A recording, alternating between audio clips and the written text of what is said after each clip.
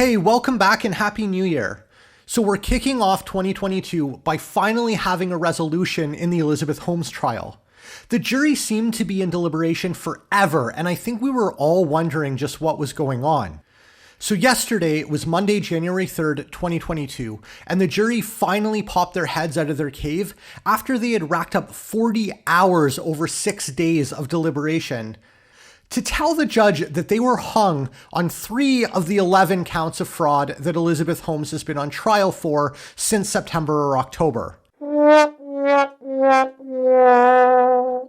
But they did come back later on and we actually got a verdict. So let me plug the channel and then we'll dive into it. I'm a software engineer with almost 25 years in the tech industry. But even though I make tech for a living, lately I'm getting doom-pilled on the entire tech industry. From big tech censorship to the complete loss of our privacy to lying CEOs like Holmes faking it until they make it, I'm kind of done with it all. So I ironically call myself techphobe here on YouTube, where I talk about the darker side of the tech industry. So hit like, hit subscribe, and turn on notifications because I wouldn't want you to miss a video. All right, so the first thing that happened yesterday, as I said, was the jury told the judge they were hung on 3 of the 11 charges, and this is what the judge had to say. Members of the jury, you have reported that you have been unable to reach a unanimous verdict in this case. I have decided to suggest a few additional thoughts to you. I have no idea if that's what the judge sounds like. I'm just trying something. As jurors, you have a duty to discuss the case with one another and to deliberate in an effort to reach a unanimous verdict if each of you can do so without violating your individual judgment and conscience. Each of you must decide this case for yourself, but only after you consider the evidence impartially with your fellow jurors. During your deliberations, you should not hesitate to re-examine your own views and change your opinion if you become persuaded that it is wrong. You should not, however, change an honest belief as to the weight or effect of the evidence solely because of the opinions of your fellow jurors or for the mere purpose of returning a verdict. I also remind you that in your deliberations you are to consider the instructions that I have given you as a whole. You should not single out any part of any instruction, including this one, and ignore others. They are all equally important. What I have just said is not meant to rush you or pressure you into agreeing on a verdict. Take as much time as you need to discuss things. There is no hurry.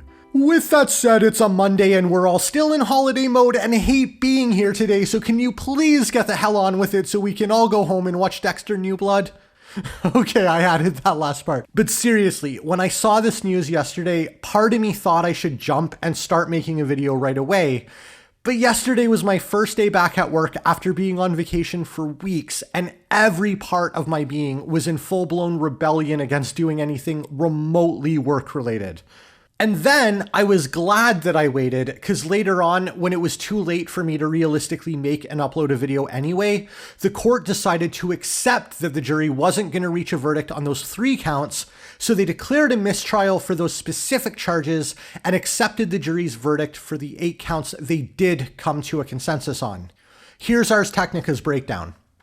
Holmes was found guilty of defrauding Lakeshore Capital Management, which is the family office of the DeVoses, of $100 million, PFM Healthcare, a hedge fund, of $38 million, and an LLC connected to Daniel Mosley, which is Henry Kissinger's former estate attorney, of $6 million.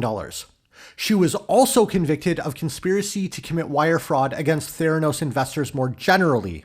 On 3 charges, all alleging wire fraud against investors, the jury returned no verdict.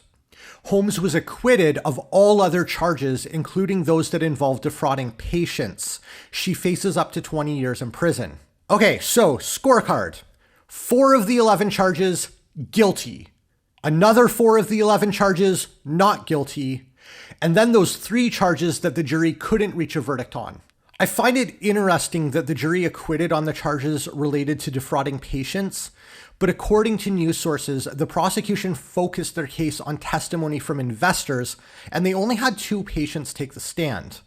Also, when I think about it, there probably would have been a lot more people sitting between Elizabeth Holmes and the patients, Whereas as CEO, Holmes would have been directly involved with talks to investors, putting her signatures on reports and engaging in fundraising, giving like sales pitches and stuff. And so anyway, all of that indirection between Holmes and the patients, it probably introduced a lot of reasonable doubt. In any case, since we didn't get to observe the trial directly, I can only speculate. So from here, Holmes will return to court for sentencing. She faces up to 20 years in prison for the charges she was found guilty of, and then her partner in crime, possibly literally, Sunny Balwani, he's going to face trial in the spring. So hey, I started this channel just in September, mostly to vent about things I don't like in the tech industry. And thanks mostly to the Elizabeth Holmes videos I've been making, there's now over 200 subscribers, and I have to say that has exceeded every possible expectation that I could have had. So I really want to thank all of you who have subscribed. I'm not going to stop making videos, of course, but with the Holmes trial over, I hope you'll find my other content entertaining and informative. Of course, you can expect another Holmes video when the sentencing happens, and I'm going to think about covering the Balwani trial. I'm just not decided yet. So drop me a comment down below to let me know your prediction of what you think the sentence will be.